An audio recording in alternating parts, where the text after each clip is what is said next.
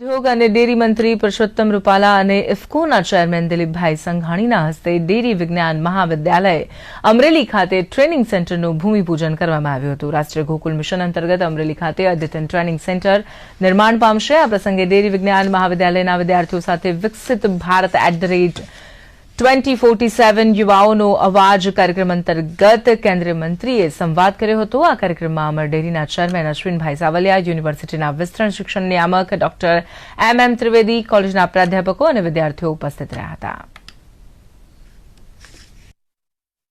અહીંયા dairy science કોલેજના કેમ્પસની અંદર એક ટ્રેનિંગ સેન્ટરનું ભૂમિપૂજનનો કાર્યક્રમ હતો।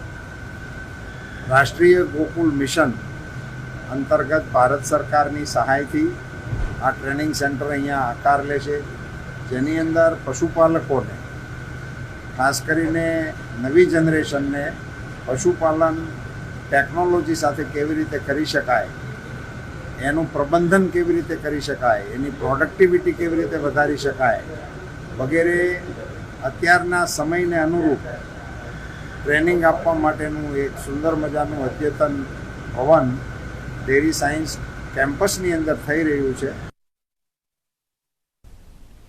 અમદાવાદ